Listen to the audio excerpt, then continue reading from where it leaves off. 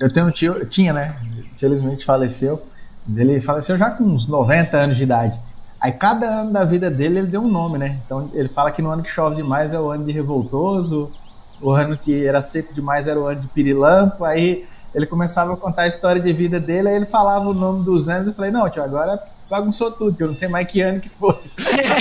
Aconteceu uns 3 anos desses.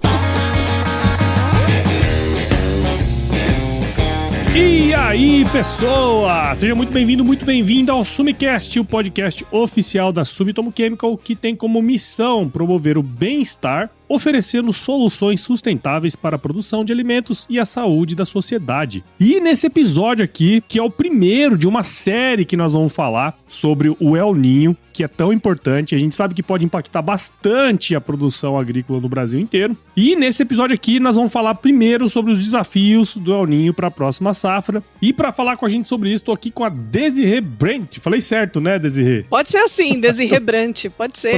Brandt também, né? Ela é especialista em meteorologia, na Notus Meteorologia. E o Ricardo de Andrade, que é pesquisador na Solo e Planta Consultoria Agronômica. Pessoal, muito obrigado por vocês estarem aqui com a gente. Sejam super bem-vindos ao Sumicast. Vamos começar com as damas, né, Ricardo? Que a gente é... Nossa. Tudo bem, Desirê? Tudo bem, eu agradeço também o convite. Estou muito feliz em participar aqui do podcast. Legal, muito bom. E aí, Ricardo, como é que estão as coisas? Graças a Deus, tudo bem. Dependendo do que a Desirê nos falar, pode ficar melhor. Verdade. Cara, a gente tá acompanhando aí, né, muitas notícias saindo e tudo mais, né? E isso deixa, obviamente, o produtor, de fato, meio que apreensivo, né? Por tudo que pode vir a acontecer. E o clima é sempre aquela questão, né? A gente nunca sabe, de fato, o que vai acontecer. Mas antes da gente entrar nesse tema propriamente dito, que eu sei que o pessoal já tá com vontade de saber, eu queria entender um pouquinho mais da história de vocês aí, né? Ô, Desirê, conta um pouquinho da sua história aí pra gente. Ai, meu Deus, eu vou começar a contar, vou começar a revelar a idade aqui, mas tudo bem, vamos lá. Bom, eu sou meteorologista, fiz curso de bacharelado em meteorologia na USP, né, na Universidade de São Paulo. Para quem não sabe, existe uma faculdade de meteorologia, sabe que tem muita gente que não imagina isso, mas tem. Me formei no final de 2004. Comecinho de 2005, eu já comecei a trabalhar em uma empresa de meteorologia e naquela ocasião eu não tinha a menor experiência nem como meteorologista mesmo, porque a gente sai da faculdade puro cientista, né? Mas se perguntar se vai chover, você não sabe responder nem pra você mesmo, porque é tão tecniquez, né? É tão carregado isso que a gente não tem a prática, né, de passar a informação. E, claro, muito menos eu tinha experiência em comunicação. E naquela ocasião, comecinho de 2005, tava para estrear a Rádio Band News FM. E um dos sócios, né, da empresa me chamou e falou assim, ó, daqui 2-3 meses vai estrear uma nova rádio, a Rádio Band News FM, e eu quero que você faça a previsão lá. Falei, gente, lascou, porque eu nunca falei num microfone, né? Eu só sou meteorologista, mesmo assim, aquela coisa, né? Aquela coisa crua, né? De recém-formado. Aí comecei a fazer treinamentos, enfim. Mas é claro que quando estreou foi aquela lástima, porque por mais que você treine, o maior treinamento da vida é o dia a dia, né? É botar a mão na massa mesmo, entender o que o ouvinte tá querendo saber ali do outro lado. Bom, enfim, e comecei a fazer as rádios. E aí, depois de uns 2 anos, eu comecei a apresentar a previsão do tempo no Terra Viva, o canal Terra Viva. E depois disso, o canal Rural gostou do meu trabalho lá no Terra Viva, acabei indo pro canal Rural e lá se foram 15 anos no canal Rural, apresentando a previsão do tempo para os agricultores. Olha, eu apresentei o programa Mercado e Companhia, não sei se vocês conhecem. Claro. É o programa da casa, né? Eu fiz esse programa durante 15 anos. Todos os anos, assim, ininterruptos. Deu tempo até de ter 2 filhas nesse caminho. Aparecer grávida 2 vezes no ar. E aí, isso foi muito legal, porque o canal Rural, né? O meu trabalho com a mídia voltada para a agricultura me abriu portas, né? Para eu começar a me aprofundar no mundo agro, né? Então, eu acabei, através desse canal, acabei tendo a oportunidade de ministrar palestras pelo Brasil, né, para produtores rurais, principalmente soja, milho, enfim. Então, passei muito pelo Sul, pelo Centro-Oeste, por Minas Gerais, dando palestras, e nada como você ir até o produtor rural, sentir as dores, quais são as necessidades, e todos os dias com um contato eu sempre procurei ficar bem próxima, porque para mim é muito interessante, né, o saber quais são as dores, quais são os anseios, né, do produtor rural. Isso acaba contribuindo para o meu aprendizado, para o meu próprio conteúdo, né? Porque não basta simplesmente você falar a previsão, você tem que canalizar aquela informação, né? Deixar ela de forma bastante adequada, empacotar essa informação de forma que você possa facilitar e não complicar a vida do produtor rural, né? E aí foram 18 anos nessa empresa, agora eu estou na Notus Meteorologia, onde a gente trabalha principalmente com consultoria, né, de meteorologia voltada para diversos setores, e um deles o agro, né? O agro, sem dúvida, mora no meu coração. Legal.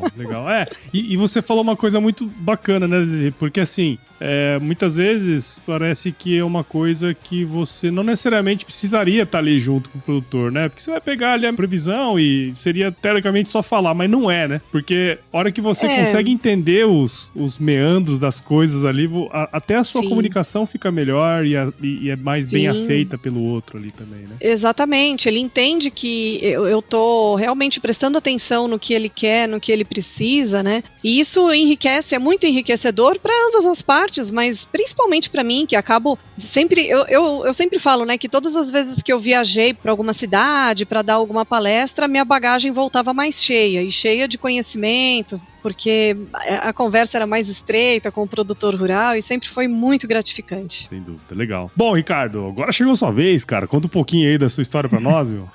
É bem menos curta que a Desirê, menos emocionante, com certeza. Ah, imagina. Imagina, cara. Mas nós estamos no berço do que consome todo o conteúdo que ela gera. Nós estamos no Nordeste, né? Aqui tudo é intenso. Verdade. Aqui a gente vive 3, 4 safras de intensidade numa só. Eu sou baiano, um dos poucos baianos aqui no oeste da Bahia trabalhando no segmento de pesquisa. Um dos poucos baianos na Bahia. Esse é um negócio legal. Sou agrônomo, fiz mestrado e doutorado na área de fitotecnia, mas sempre trabalhei com fisiologia de plantas e nutrição. E hoje, nos últimos 17 anos, a gente sempre esteve envolvido na solo e planta, e mais efetivamente nos últimos 3 anos a gente tem se dedicado muito a estudar o impacto dos estresses abióticos aí. Mesclei uma carreira bem divertida. Minha carreira foi 100% dela envolvida com pesquisa. Fiquei um tempo na iniciativa privada no desenvolvimento do mercado. Fiquei, mesma proporção de tempo, 4 anos lecionando na universidade. E nos últimos 3 anos me dedico aí a um pouco de consultoria e pesquisa mais aplicada. Nosso negócio é mais aquela pesquisa que o cara consegue ver a nível de campo e muito menos a ciência básica. Eu quero ver onde foi que faltou emoção nessa história. Até lecionou, né? A gente teve uns 2 Elninhos e uns 2 Laninhas aí nesse período de tempo, então então olha aí a emoção garantida. Na verdade, vamos dizer a verdade, né, Desirê? Aqui, quem viveu com mais emoção foi você, cara. Eu sou da região de Irecê, né? Então, tipo assim, a gente é conhecido pela antiga terra do feijão, aí depois, por mais um tempo, é a antiga terra do milho, aí é a terra das antigas, porque o El Ninho vai chegando e vai jogando as culturas de lado, né? Aí, meu Deus, mudando pra outra. Mas um ponto legal que você comentou aí, né, Ricardo, que além de você ter estado na academia, né, e ter trabalhado na iniciativa privada, o fato de você hoje trabalhar com pesquisa te põe em contato com outros profissionais e também com os problemas reais, né, cara? Porque para você desenvolver uma pesquisa que de fato tem aplicabilidade no campo, você precisa estar lá junto, né, entendendo o que o produtor quer. Muito o que a Desirê falou aí também, né? O que a Desirê falou é mais pura verdade. A gente sai da universidade basicamente uma caixinha cheia de informação, mas não consegue conectar tanta informação, né? Exatamente. À medida que a gente vai convivendo com os problemas no campo, a gente aprende que a prática, de fato, ela te torna um exímio conector de pontos. Você vai conectando que tudo aquilo que você acumulou na vida de informação, ele faz algum sentido. Isso aí. Muitas vezes a gente não compreende que a gente não viveu a situação suficientemente capaz de explicar por que aquela teoria faz sentido. É verdade, cara. Muito legal, muito legal.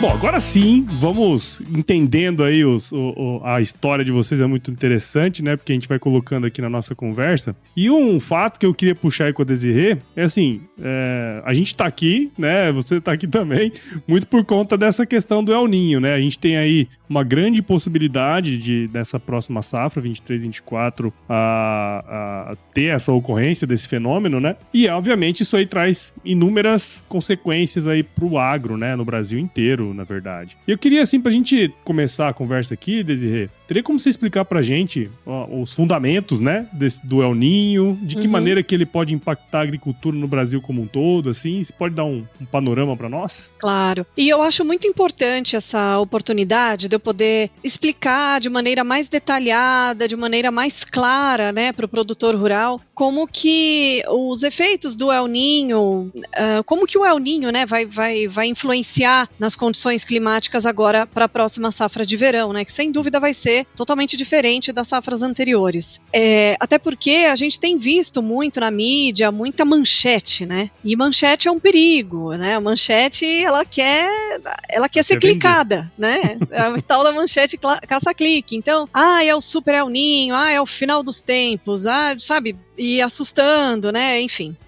Bom, então é ótimo que a gente possa ter essa oportunidade de tirar a dúvida, de esclarecer melhor essa história, né. Bom, para começar a nossa história, a gente veio aí dos últimos 3 anos consecutivos sob uma condição de laninha. Quando a gente encontra, né, essas matérias de diferença de El Niño e Laninha, né, e a gente vê o mapa do Brasil, simplesmente assim, El Niño, chuva no sul, seca no nordeste, Laninha, ao contrário, e o meio ali, sudeste, centro-oeste, alguém se atreve a falar? Né? Então esses detalhes são importantes, porque ali a gente tem o Mato Grossão, a gente tem o interior da Bahia, a gente tem Minas, tem São Paulo, tem todas essas Goiás, né, enfim, grandes polos agrícolas ali no meio dessa história e que cada um diz uma coisa, né, e aí fica só nessa de seca no Nordeste, chove no Sul, ou ao contrário, um efeito ao contrário do outro. E as coisas não são bem assim. É claro que quando a gente fala teremos uma safra de verão influenciada pelo fenômeno El Niño, teoricamente, classicamente, a gente tem sim a chuva acima da média para o sul e abaixo da média para as áreas mais ao norte do Brasil. Só que esse ano, né, a gente tem até o fenômeno El Niño, inclusive, ele já está vigente. O NOAA está dando uma manutenção do fenômeno acima de 90% aí até o verão, pelo menos. Então, sem dúvida, vai ser uma safra de verão com a influência do fenômeno El Niño. E aí, só para eu resumir, o que está sendo previsto para os próximos meses? Para começo de conversa, um inverno mais ameno, pode ser mais curto, diferente do ano passado, que a gente teve geada ainda em novembro, não pegou áreas produtoras, mas fez frio ainda no começo de novembro. Esse ano, muito longe disso, tá? Inclusive, começa a esquentar mais cedo. A chuva da primavera, ela pode se antecipar um pouco, mas aí, um ponto que eu quero chamar a atenção para o produtor rural. Ela pode se antecipar um pouco, né, nessa porção mais central do Brasil, mas ela também pode terminar antes. Já já a gente vai esmiuçar melhor essa história aí. Outra coisa, a temperatura sobe um pouco mais cedo também, o verão sem dúvida vai ser mais quente em relação ao último, tem até possibilidade eventualmente para alguma onda de calor durante o verão, entre sudeste e centro-oeste. E para o nordeste do Brasil, todo mundo em polvorosa, né? Pronto, acabou, agora a seca dos últimos anos, né? A gente teve um episódio de seca extrema lá no ninho de 2015, 2016, o Ricardo deve estar... Deve estar fresco isso na memória. E lá a gente tinha como protagonista um dos mais fortes El Niños, né, da história. Esse ano, a expectativa, por enquanto, não estou falando por mim, tá? Por enquanto, NOAA, ele está dando aí uma expectativa de um El Niño de fraca a moderada intensidade. De qualquer forma, a gente vai sentir os efeitos do fenômeno. E para o Nordeste do Brasil, a gente tem... porque assim, a gente tem o El Niño lá no Pacífico, Mas o Nordeste, inclusive os nordestinos, estão muito acostumados a levar em consideração o Oceano Atlântico. Eles olham para o Atlântico. A gente aqui no Sudeste, no Sul, a gente não dá muita atenção para o Atlântico. Agora, lá no Nordeste, eles sabem que o Atlântico é importante. E, por enquanto, né, pelo que a gente tem observado de previsão para a temperatura do Atlântico, ele pode, entre aspas, proteger o Nordeste de algo mais severo, tá? Então, é claro que a próxima quadra chuvosa, por exemplo, né, para o Nordeste, ela não vai ser tão chuvosa quanto a última, mas não teremos ausência de chuva, tá? É claro que vai ser mais espaçada, um volume menor, então vai ser uma safra que merece mais atenção, sem dúvida, né, para o Nordeste do Brasil, por causa de uma possibilidade aí de algumas estiagens regionalizadas, tá? Então não vai ser algo tão severo como a gente viu lá, pelo menos por enquanto essa é a expectativa, tá? Não algo tão severo como foi lá em 15, 16, né? Ali sim a gente teve um problemão, foi uma das piores secas, né, Ricardo, que a gente teve ali naquela ocasião. Então, de uma forma geral, esse é o resumo, tá? A chuva da primavera chegando um pouco mais cedo, mas ela pode cortar mais cedo também, entre o Sudeste e Centro-Oeste, região ali do Mato Piba. Inverno mais curto, portanto, risco de geada tardia muito baixo. Isso também já é um efeito do fenômeno El Niño.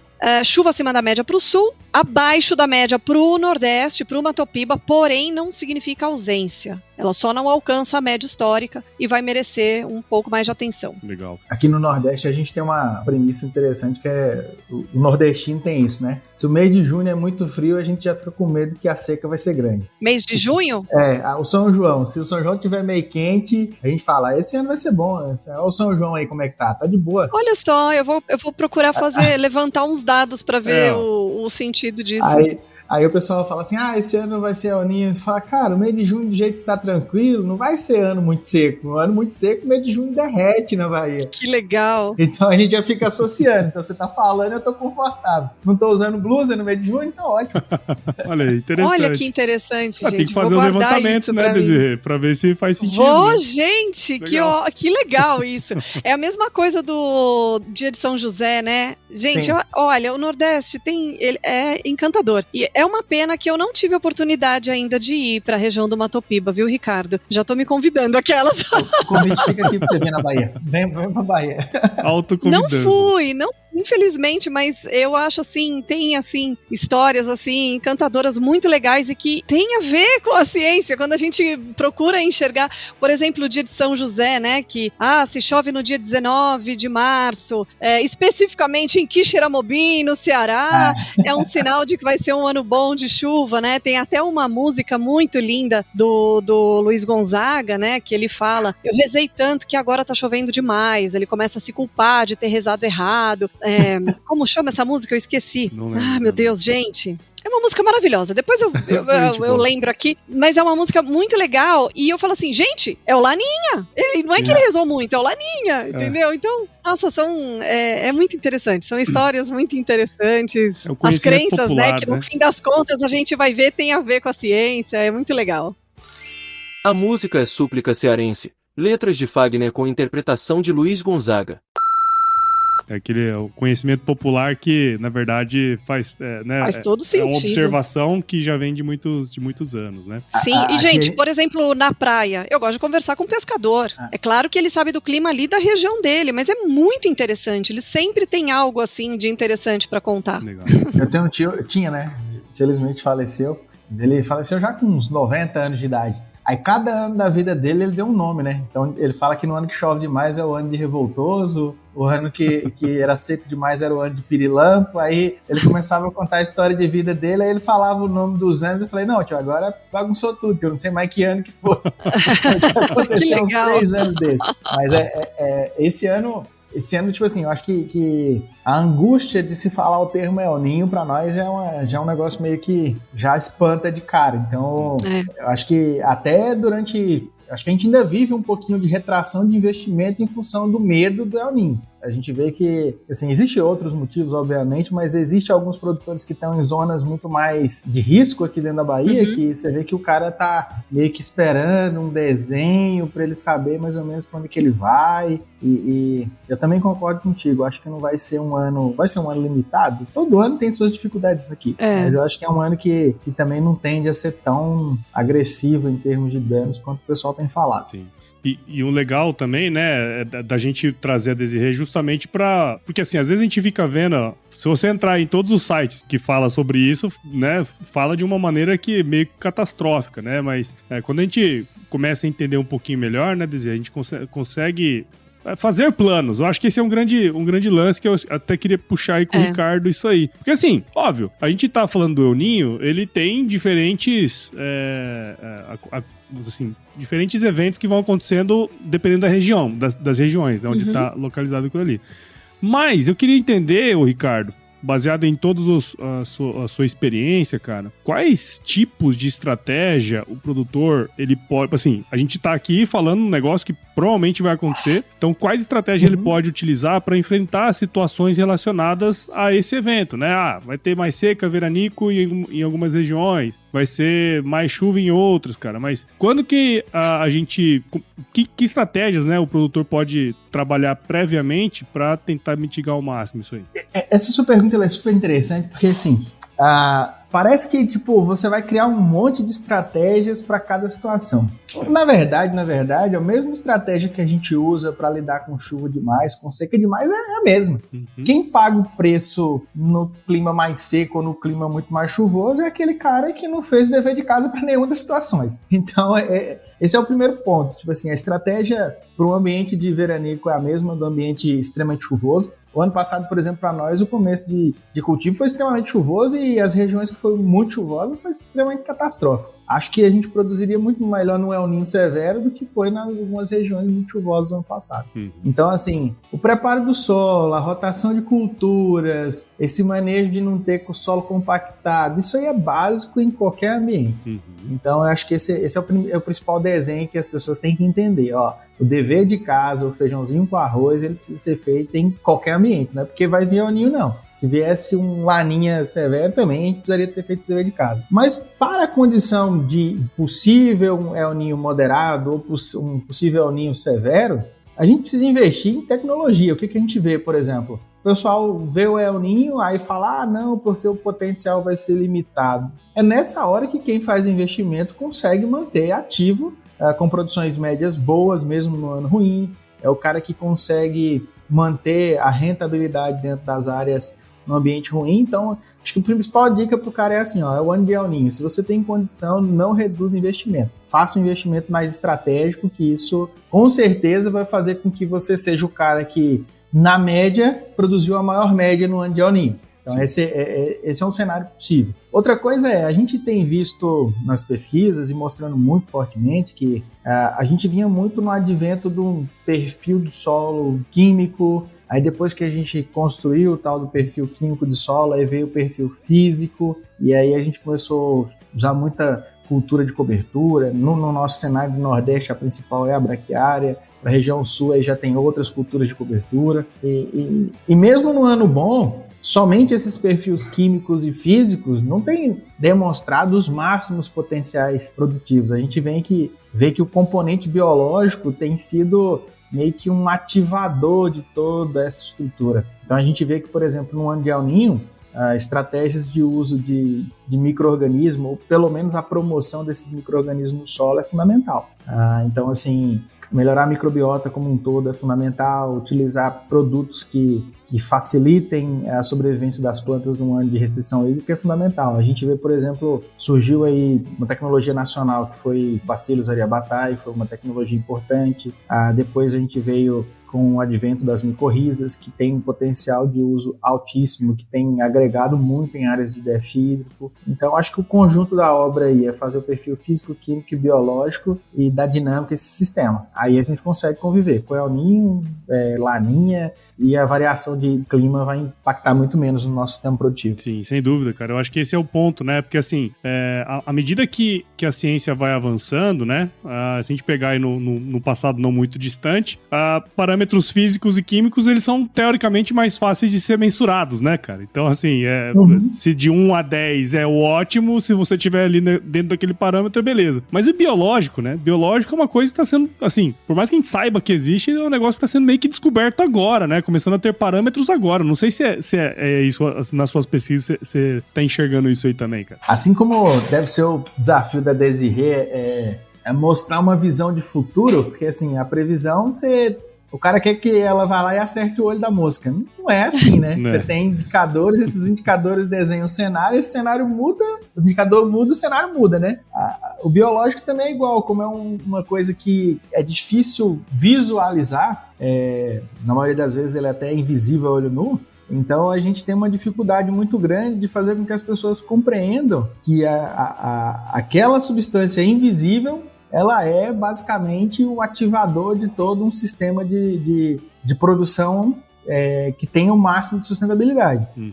A gente vê, por exemplo, de um outro viés agora, saindo um pouquinho da meteorologia e do sistema de produção, o desafio da pegada de carbono neutro. Cara, nós não vamos conseguir, por exemplo, fazer aumentar carbono no solo se não envolver biológicos no sistema. Se a gente, por exemplo, não compreender os desafios do clima, para que num ano que seja El Niño ou num ano que seja Laninha eu consiga ainda depois fixar carbono no nosso solo e transformar os nossos sistemas produtivos muito mais sustentáveis. E quer queira, quer não, a microbiologia ela é fundamental para isso e a gente vai ter que tirar um pouco desse ceticismo e transformar em ações práticas para que a gente consiga a sustentabilidade. Sem dúvida, sem dúvida. E aí, como a Desirê já comentou, né, a gente tem diferentes situações que acontecem nas mais variadas regiões. E quando a gente fala das principais culturas agrícolas hoje no Brasil, né, se a gente levar em consideração soja, milho e algodão, a gente tem ali nas regiões sul, sudeste, centro-oeste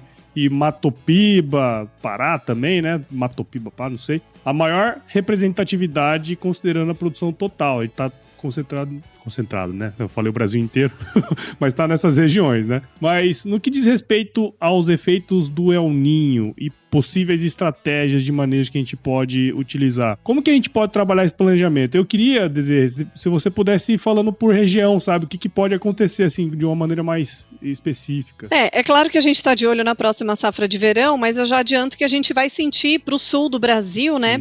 Os efeitos do fenômeno já para as lavouras de inverno, né? Porque esse ano, como eu já mencionei, o inverno ele vai ser mais ameno, ele até vai ter algumas ondas de frio, mas elas serão espaçadas, elas não vão ter um alcance tão amplo pelo país, então dificilmente a gente vai ter um frio mais intenso entre norte do Paraná, São Paulo, Mato Grosso do Sul, muito menos Minas Gerais, e para o sul do Brasil, eventualmente pode ocorrer aí uma queda ou outra de temperatura, mas não tem nada muito expressivo previsto.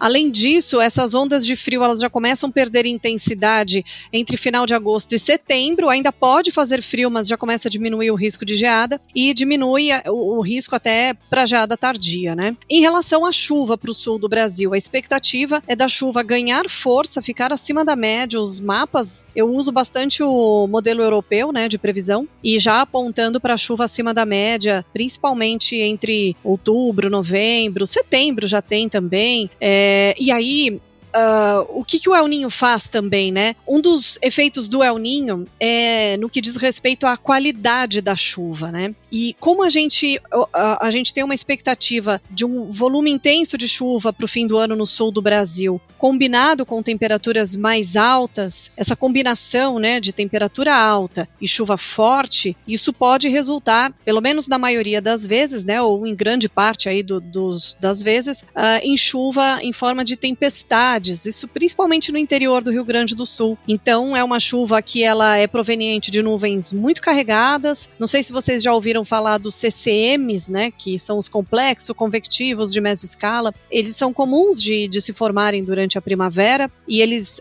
se formam normalmente ali entre noroeste do Rio Grande do Sul, oeste de Santa Catarina, pegando ali regiões bem importantes, né, de produção agrícola, e esse tipo de sistema costuma produzir esse tipo de chuva em forma de tempestade. E quando eu falo tempestade, eu estou falando de ventania, descargas elétricas e eventualmente queda de granizo, tá? Então a gente tem aí esse risco, né? Tem chuva boa, chuva até acima da média para o fim do ano, só que tem essa combinação de chuva volumosa com calor que os modelos estão indicando, e uma das questões, né, um dos efeitos do El Niño é esse, né, no que diz respeito à qualidade da chuva, que ela pode vir na forma de tempestades para a região sul do Brasil, tá? Bom, sudeste e centro-oeste, eu coloco na mesma porção ali, porque o regime de chuva para o interior de São Paulo, Triângulo Mineiro ali, Goiás, Mato Grosso do Sul. É claro que São Paulo e Mato Grosso do Sul começa a ter primeiro um pouco de chuva, depois vai se espalhando para as outras áreas, né? Mas o tipo de chuva que acontece por lá, nas duas regiões, é algo bem semelhante. E aí, quando a gente fala em uma safra de verão influenciada pelo fenômeno Laninha, eu já falei para vocês que a chuva da primavera ela pode adiantar. Não estou falando de, começou agosto terminando com chuva volumosa, abrangente, persistente. Não, mas a gente já vai ver a chegada da umidade. Eu posso dizer que o início da safra de verão pode se dar de uma forma não tão seca, né? O solo pode não estar tão seco assim, porque a gente pode ter um episódio ali, outro aqui de chuva, né? Então isso pode entregar para a próxima safra de verão um solo não tão seco, em algumas regiões já com um pouquinho de umidade, né? E isso acaba ajudando até a adiantar a próxima safra, claro, de acordo com o término do vazio sanitário, né? Mas já pode ser um ponto positivo, né, para começar. E a gente sabe muito bem, né, que começou a chover, o produtor já fica pensando em quantas 1000 safras ele vai conseguir fazer esse ano. E isso ele tem que tomar bastante cuidado, porque a expectativa é que o El Niño permaneça até praticamente o final do verão, pelo menos por enquanto. E da mesma forma que o El Niño adianta a chuva da primavera, ele pode fazer com que ela termine precocemente, tá? Entre o sudeste e o centro-oeste. Então ela pode ser que em maio a gente já tenha dificuldade de chuva. O pessoal de Minas adora perguntar para mim, vai ter chuva pro safrinha em maio? Eu falo, gente, chuva em maio é uma questão de sorte, mas às vezes acontece, às vezes vai bem, dá para fazer um safrinha bom, mas é uma questão de sorte já, né? Agora imagina com o El Niño, né? Então a chance de ter chuva em maio lá pro milho safrinha em Minas, por exemplo, já é menor por conta do El Niño. Esse cara aí precisa escutar a música do Luiz Gonzaga. Esse que tá esperando a chuva em maio. E aí, mais um efeito do El Niño também, no que diz respeito à qualidade da chuva, é que na maioria das vezes, porque as pessoas já associam assim, El Niño vai chover bastante. Calma, como vai ser essa chuva? A distribuição dela, a qualidade dessa chuva é o que importa para o produtor rural. Porque não adianta nada atingir a média histórica em 2 dias e o resto do mês não chover mais. Né? Não adianta nada chover muito em um canto da fazenda e em outro não. Né? E o El Niño ele traz esse risco, tá? De deixar de uma certa irregularidade, tanto na sua distribuição espacial, ou seja, chove aqui, não chove ali, a famosa chuva de manga, né? Como também na sua distribuição ao longo dos meses, né? Porque chove em 2, 3 dias, depois fica 10, 15 sem chover, e isso aí acaba trazendo uma certa emoção para o produtor rural. Ainda não tem modelo indicando essa distribuição dessa forma, mas é um risco que a gente não deixa de dar, né, para uma safra de verão para o sudeste e para o centro-oeste com a influência do El Niño. Muito diferente, isso que eu quero reforçar. O último verão, a gente tinha um Laninha, né, a gente ainda tinha um Laninha. E quando a gente tem verões com Laninha, a chance de ter zacas aumenta. Zacas é a tal da zona de convergência do Atlântico Sul, é aquele fenômeno que em pleno verão a gente se pergunta aqui em São Paulo, cadê o verão? Porque não para de chover, chega até a esfriar porque o sol não aparece, aí a temperatura não consegue subir. É uma chuva persistente, volumosa, abrangente, que pega toda a faixa, desde a costa de São Paulo até ali o sudeste do estado do Amazonas. Então é uma faixa ali de nuvem de chuva bem persistente, bem volumosa. Isso tem mais facilidade de acontecer quando a gente tem um verão com Laninha. E a gente teve. O nosso janeiro foi molhado pra caramba. E por causa disso, a gente teve umas 2 ou 3 zacas em janeiro. O próximo janeiro vai ser muito diferente disso, porque o El Niño ele dificulta a formação de zacas. Como eu falei pra vocês, em relação à qualidade da chuva, a gente tem, na maioria das vezes, a chuva de pancada.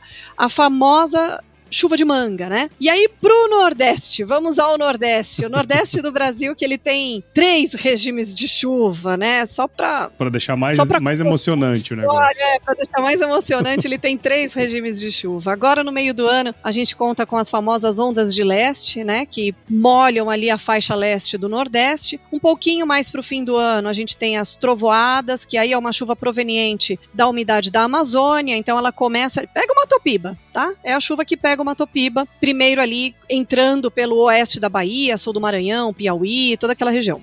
E tem a quadra chuvosa, que ela atinge ali a região pegando Rio Grande do Norte, Ceará, até Maranhão, Piauí, toda aquela faixa ali, né, no começo do ano. A quadra chuvosa, ela se dá em janeiro, fevereiro, março, abril, né, e ela funciona através da zona de convergência intertropical, que é aquela faixa de chuva que ela migra, né. No começo do ano, ela fica mais aqui para o hemisfério sul, provocando essa chuva do Nordeste, e agora ela está migrando mais para o hemisfério norte, inclusive ela é a responsável pela temporada de furacões ali no Golfo do México, né? É o sistema que alimenta ali aquela região de tanta instabilidade. E a zona de convergência intertropical tem a ver, por exemplo, com o dia de São José. Por quê? Porque se chove no dia 19 de março, é sinal de que a zona de convergência intertropical está bem posicionada, e aí por isso que acaba favorecendo a chuva, né? No começo do ano para aquelas áreas. Muito bem, quando a gente tem um verão, né, no Brasil, influenciado pelo fenômeno El Niño, ele pode até adiantar um pouquinho as trovoadas, mas como eu falei, o cobertor é curto, da mesma forma que ela pode chegar mais cedo, ela pode terminar mais cedo, e ele acaba dificultando a zona de convergência ali, a quadra chuvosa do início do ano. Como eu falei para vocês, esse ano não tem previsão de ausência de chuva, ela pode até não atingir a média histórica, mas ela não vai deixar de acontecer. Pelos mapas que eu tenho aqui de previsão para os próximos meses para o Nordeste, eu acredito que a região que pode ser ali mais afetada, né, que a gente pode ter um pouco mais de dificuldade, seria mais ali para o Nordeste da Bahia. Aquela região ali, a gente pode ter uma dificuldade um pouco maior. A minha região. Exatamente. Essa região, ela pode ser um pouquinho castigada, né? Agora, pro interior oeste da Bahia ali, como eu disse, a chuva pode chegar até um pouco mais cedo, ela começa a pipocar ali, mas muita atenção, porque da mesma forma que ela chega mais cedo, ela termina mais cedo. E para as áreas mais ao norte ali, pegando Maranhão, Piauí, não vai atingir, pode não atingir a média histórica, mas não vai deixar de chover, até porque, como eu já falei para vocês, a gente tem um Atlântico ali que pode dar uma protegida, né, nessas regiões, porque ele tá com uma temperatura favorável, uma temperatura um pouco acima da média, o que acaba favorecendo a posição até da zona de convergência, tá? E aí, Ricardo, como é que a gente faz, velho? Desse jeito, você podia ter deixado mais fácil pra mim essa bola aí, essa bola não ficou muito fácil pra mim. Oh, meu Deus. Acho que o desafio é mais ou menos assim. Acho que talvez algumas práticas sejam um pouco diferentes, mas eu acho que a estratégia basicamente é a mesma, pensando no Brasil inteiro. Se você pega a região sul, o que a gente geralmente vê numa região que, por exemplo, passou por esses veranicos igual a região sul? É uma região que você não produziu o suficiente para consumir aquilo que foi posto. Então, normalmente, quando a gente vem num ano melhor, após 2, 3 anos de veranico, normalmente a gente produz muito bem. E muito mais em função de um estoque de nutriente que foi posto, mas não foi consumido. Então, o que eu vejo muito assim? O cara do sul, que fez os investimentos, fez o dever de casa aí nos anos e não colheu, ele é um cara que pode entrar numa boa safra com uma excelente colheita, pensando no cenário que a Desirê colocou. Agora, qual que é o desafio que eu vejo para o cara do sul? É avaliar a compactação, porque eu acho que grande parte dos prejuízos que a gente viu aí nas áreas do sul, em termos de produção, se deu muito mais por um sistema de cultivo que trabalha muito com um sistema altamente compactado. Então, esse é um sistema que eu acho que vale a pena olhar. Aqui no oeste da Bahia, por exemplo, a gente tem as situações de veranicos tão grandes quanto teve no sul aqui mesmo esse ano. E a produção foi relativamente boa porque são sistemas preparados para o ambiente mais seco. Então, acho que esse é o desafio do sul. Outro desafio do sul, eu acho que é estimular essas plantas a produzir mais. A gente percebe, por exemplo, que a adoção de algumas tecnologias na região sul é menor que para cá, para o Cerrado. Você pega, por exemplo, manejo hormonal, manejo de bioestimulantes no ambiente de sul, a gente vê que o pessoal utiliza menos do que nós aqui. E se nós pensarmos que vem de 2, 3 anos com seca, que a situação começa a se regularizar num cenário igual a Desirê colocou, e você vai semear uma lavoura que pode ter um potencial produtivo muito grande, é fundamental que você garanta que o que você tem para fazer seja feito. Sim. Aí você pode estimular hormonalmente essas plantas, você pode, necessariamente, eu vejo que o ambiente biologicamente mais ativo vai ser fundamental. Eu desconheço um pouco de como que é nematóide na região sul, mas é o ambiente perfeito para você fazer um bom manejo de nematóide, tratar com biológico, fazer uma estrutura química muito interessante. Essa condição de, por exemplo, você ter pancadas de chuva mais agressivas, de você ter ventania, de você ter granizo, por exemplo, eu vejo também que você tem que ter um sistema de preparo para a doença muito mais intenso. Então, aquele cara que estava querendo economizar no fungicida, eu não sei se é um cenário bom, porque o potencial das lavouras tende a ser bom. Então, o melhor manejo de doença vai ser fundamental. Estruturar um crescimento de planta, tentar formar uma planta muito mais produtiva, utilizando todas as tecnologias que se tem no mercado, é fundamental. Se você pega, nós estamos no Sumicast, então, se você pega, por exemplo, a Sumitomo, tem a linha aí de biorracionais que consegue entregar um bom pacote pensando num potencial produtivo numa área igual ao Sul. Se a gente trouxer mais para cenário de Mato Grosso, eu acho que o desafio do Mato Grosso é compreender um pouco o que a Desirê colocou e tentar entender onde que ele vai querer apostar, se é na safra ou na safrinha. Porque eu acho que é óbvio que pode ser que um dos dois seja mal feito. Porque, assim, se corta mais cedo, a gente vai ter problema com a safrinha. Se, por exemplo, demora um pouco para se estabilizar, porque essas chuvas aí iniciais, elas não são tão duradouras, aí a safra fica um pouco mais comprometida, né? Então, normalmente, nesses cenários, o que a gente percebe? Que aí, sim, o pacote tecnológico de manejo de fertilidade, de um bom preparo de solo, ele vai fazer com que a gente consiga tolerar melhor essas possíveis oscilações climáticas. Nesse sentido, mais ainda, porque assim,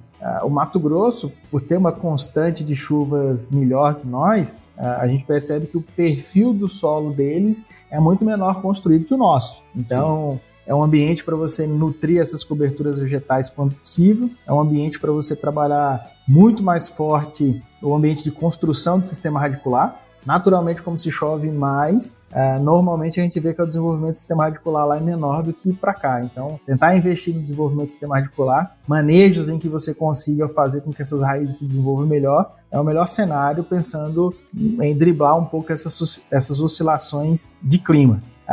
Mato Grosso vem de um histórico aí de você ver alguns acontecimentos, até rodarem muito na mídia, que é o quebramento da haste, a abertura de vagem de ponteiro. Então você tem essa dinâmica. Eu acho que num cenário de El Niño tende a mudar, né? Tende a diminuir um pouco a ocorrência desses casos, mas aí normalmente vai ser o local onde aquelas pessoas que têm o melhor manejo, que conseguem, por exemplo, ter uma junção de ter menor compactação do solo, consegue fazer um bom manejo de doença. Enquanto a gente fala de Bahia, por exemplo, 5 aplicações na safra, às vezes a gente vai falar de 3 no Mato Grosso de fungicidas. Então, acho que trazer isso para um cenário muito mais realístico para diminuir essas doenças. Essa parte do quebramento de haste, por exemplo, eu entendo que seja um fator muito mais nutricional e fisiológico, então precisa-se fazer uso de um maior número de tecnologia nesse sistema. Aí nós temos os bioestimulantes, nós temos hormônios, nós temos a nutrição mineral foliar, nutrição de solo. Eu acho que precisa fazer esse manejo. Para nós aqui do Nordeste, eu acho que o dever de casa começou ontem, tá? Na safra passada, na verdade. Eu acho que o dever nosso de casa aqui foi ter construído o máximo de palhada que pudéssemos ter construído ano passado. Ter essa entre safra com uma boa massa de palha. Para nós aqui é fundamental um estabelecimento bom, porque El Niño aqui, quando me fala de El Niño, eu penso duas coisas. Ou janeiro entra seco, e aí é aquele janeirão que incomoda, que tem chovendo bem em novembro, dezembro, entra janeiro seco, fica ali o meio de janeiro seco. Ou aquele El Niño que chove mais ou menos em janeiro, entra fevereiro e corta no meio de fevereiro ali, e o enchimento de grão foi todo comprometido. Então, assim, se nós pensarmos numa das possíveis situações de ser um janeiro mais complicado, estabelecer uma cultura aqui é fundamental. Então, plantar na época em que seja possível desenvolver sistema radicular, porque tem gente, por exemplo, que coincide de plantar na janela que é muito mais chuvosa, então a planta emerge ali naquela janela muito chuvosa, não consegue desenvolver sistema radicular e esse sistema radicular vai fazer uma falta no janeiro, ele vai fazer uma falta lá no enchimento de grão absurda. Então, assim, time de semeadura para mim é fundamental. As ferramentas biológicas para nós no ano que vem, elas serão cruciais, porque, pense bem, Bahia, nematóide e seca. Então, ou nós temos que ter um manejo biológico para nematóide, um manejo biológico para tolerância ao déficit hídrico muito bom, ou nós vamos ter que amargar, por exemplo, germinar e desenvolver sistema radicular num ambiente perfeito, onde o cenário de nematóide complica, e aí entrar num veranico sem sistema radicular. Então esse é um cenário que para mim é mais complicado. Então assim, qualquer que seja a tecnologia adotada para estabelecer o melhor possível as culturas, eu acho que elas são as mais válidas. Hoje eu entendo assim, nós precisamos fazer o manejo biológico, e aí cabe um parêntese, porque a gente vê, tipo assim, não é fazer qualquer biológico, não é aplicar biológico por se aplicar, a gente tem que ter objetividade, tem que ter ciência por trás disso. A gente tem que ter, por exemplo, beleza, eu tenho que ter um mix de um micro-organismo que ajuda a tolerar a seca, que aumenta o desenvolvimento do sistema radicular, que consegue entregar, por exemplo, solubilização de nutrientes no ambiente seco, porque sem água não tem como solubilizar nutriente. Nós precisamos proteger do nematóide, então normalmente a gente vai precisar de mais de uma ferramenta nesse tratamento de semente. Nós precisamos ali V2, V3, V4, ali no máximo V5, nós precisamos trazer elementos que façam se desenvolver uma planta adaptada a uma condição de estresse, porque independente, Bahia, ou o estresse vai vir no meio do ciclo, ou ele vai vir no final. Ou a gente constrói uma planta que vá tolerar isso no meio ou no final, ou então nós vamos ter problema. Isso, nós temos uma janela aí de 20 dias para fazer isso. Mas, Ricardo, subsolagem, etc. Gente, quando a gente fala nesses manejos de perfil do solo, o cara que está querendo enfrentar o El Niño ano que vem tinha que ter feito isso aí 2, 3 anos atrás.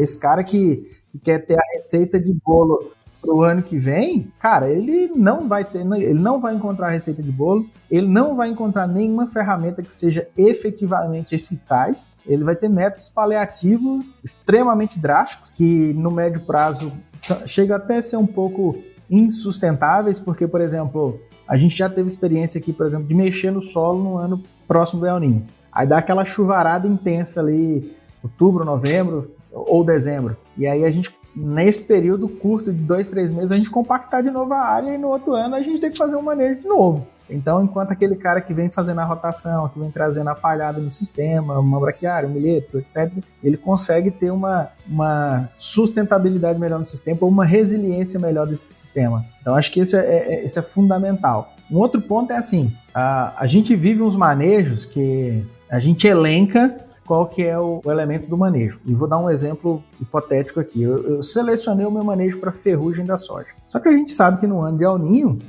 a gente vai ter outras doenças que são muito mais efetivas do que a ferrugem da soja. Então, qual que é a construção, por exemplo, do seu pacote de fungicidas para a safra que vem? Qual que é a construção, por exemplo, do teu pacote nutricional? Às vezes a gente está vendo, por exemplo, o cara fala assim, não, eu vou corrigir fósforo esse ano. Mas no ano seco, quem vai fazer diferença para você é magnésio. Então, qual que é a relação do manejo que está sendo planejado com o ambiente que a planta vai enfrentar? Acho que esse é o principal desafio. E tudo isso aí, né, óbvio, tem o conhecimento que a Desirê trouxe pra gente e tem o conhecimento técnico aplicado, né, que é o que a gente tava comentando, você comentou aí muito, né, e assim, ter esse conhecimento do que pode vir a acontecer e se preparar para isso, que eu acho que esse é o grande lance, porque nós estamos vivendo agora um período de vamos dizer assim, de mercado mais complicado, né? A gente tá num período de baixa de commodities e tudo mais, e tudo que vocês trouxeram aqui foi muito interessante, porque o cara pode começar a pensar um pouco um passo à frente, né? E aí pra gente finalizar, porque, né, é informação pra caramba, né? Eu queria que vocês deixassem uma mensagem aí pros produtores que estão ouvindo a gente, né? né, um resumo aí, né, do que a gente conversou aqui hoje. Desirê, vamos começar com você. Vamos lá, então. Bom, como eu falei no comecinho da nossa conversa, eu acho muito importante que a gente tenha essa oportunidade de esclarecer, né, o que é que vem pela frente. Afinal de contas, estamos em um ano de transição, né, saímos do Laninha, de 3 anos de Laninha, agora uma safra regida pelo fenômeno El Niño, ele já está muito bem instalado, a atmosfera já está respondendo aos efeitos do Pacífico mais quente, né, então o que eu gostaria, né, que o produtor rural tivesse a oportunidade ou até mesmo o cuidado, né, de monitorar, de dar atenção semanalmente à previsão. Ele precisa monitorar as condições climáticas semanalmente esse ano, né, porque, como eu falei, o El Niño, ele muda a qualidade da chuva, sobretudo na porção mais central do Brasil, pegando também áreas do Mato Piba, é aquela chuva de manga que cai num canto, não cai em outro, né, então a gente está sujeito aí a irregularidades, mas não vai ser um ano ruim, a gente tem previsão de chuva sim. Agora, da mesma forma que o produtor rural, ele tem que levar em considerações todas essas informações que o Ricardo acabou de nos contar aqui, né, de expor aqui pra gente, é importante também que ele monitore a previsão, para que ele saiba ali, para que ele tenha as melhores tomadas de decisão, né, tanto a respeito ali do início do plantio, como o Ricardo mencionou, né, na semeadura, de escolher uma janela mais interessante, que não tenha tanta chuva, e tudo isso ele vai ter através desse monitoramento da previsão semanalmente, tem que olhar de perto mesmo, e para quem quer saber da chuva de maio, aí vai ter que aguardar um pouquinho mais, que como eu falei, esse sim vai ser um maio, uma chuva que vai ser questão de sorte, viu? E é isso, e fico à disposição, você tem o meu contato, Paulo, assim que precisar, estou à disposição para esclarecer as dúvidas, né, e ajudar o nosso produtor rural a ter uma safra de prosperidade. Muito bom. E o seu recado final aí, Ricardo? Primeiro agradecer, uma excelente oportunidade de falar com vocês, prazer enorme estar junto. E como a Desirê falou, eu acho que assim, qual que é o desafio nosso da parte técnica e qual que é o desafio do produtor e do meteorologista? Eu brinco que o nosso desafio é muito simples, é criar uma estrutura de manejo em que o produtor ele possa pegar essa estrutura de manejo e à medida que a Desirê for desenhando os planos, ele simplesmente faça assim, muda para cá, muda para cá. Esse é o plano assertivo. Então, acho que o nosso desafio é construir um planejamento que seja eficaz diante de todas as situações. Olhar o clima, basicamente, toda semana, como foi dito, e tentar ajustar a estratégia que a gente desenhou para essa condição de clima. Do ponto de vista de ansiedade, porque eu acho que a gente precisa ser um pouquinho mais frio, eu acho que é um momento que o produtor ele tem que olhar mais ou menos assim, no histórico, o que eu fiz, como é que está o meu perfil de solo, como é que está o meu ambiente de produção, eu tenho caixa para produzir, tirar um pouco daquele medo, porque no final das contas o produtor ele sobrevive da atividade e a gente precisa produzir o máximo dentro dessas áreas com maior rentabilidade. Então, eu entendo que não é um ano para desinvestir, é um ano que você tem que manter uma margem de lucro, lógico, mas usar o máximo de tecnologia que garante que você tenha sustentabilidade no ambiente. Então, acho que o desafio é criar um manejo que seja sustentável para todas as possíveis variações de clima e desejar para todos uma excelente safra, que ela seja difícil, mas que no final das contas ela seja bem lucrativa para todas as partes da cadeia. É isso aí, cara, muito bom. Pessoal, muito obrigado por vocês terem participado aqui com a gente no Sumicast. Tenho certeza aí que foi um monte de informações interessantes. Quem tá lá do outro lado, assim, tá com a cabeça pipocando, né, ouvindo a gente aqui agora. Espero que vocês aí tenham entendido um pouquinho mais sobre esses desafios que o El Niño vai trazer aí pra gente, estratégias também que a gente pode utilizar aí pra gente ter uma boa safra. E pessoal, pra quem quiser seguir o trabalho de vocês aí, onde que a gente pode encontrar, Desirê?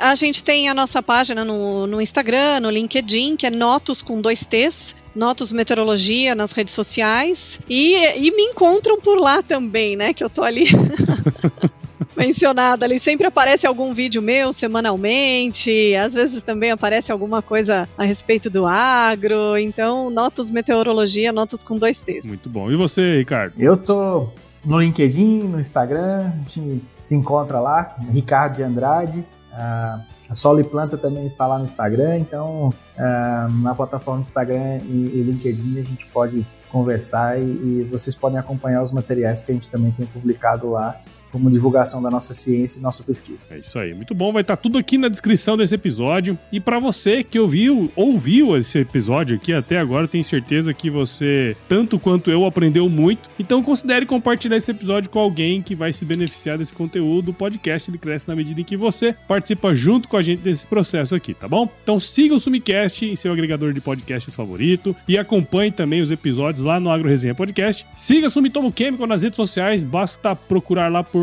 @Sumitomo Chemical Brasil no Instagram, Facebook, LinkedIn e YouTube. E visite o site da Sumitomo Chemical também, o www.sumitomochemical.com. Pessoal, muito obrigado de novo, fiquem com Deus aí. Eu sempre finalizo meus episódios com uma frase de muita sabedoria, que tem a ver com o seu trabalho, viu, Desirê? Que é o seguinte, se chover não precisa molhar a horta não, tá bom?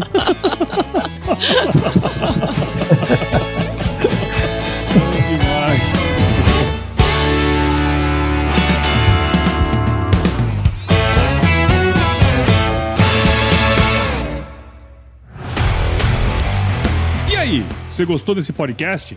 Se gostou, considere compartilhar esse episódio com alguma pessoa que irá se beneficiar desse conteúdo e nos ajude a alcançar ainda mais pessoas. O roteiro e a apresentação desse episódio foi do Paulo Ozaki, a produção do AgroResenha e a edição do Senhor A.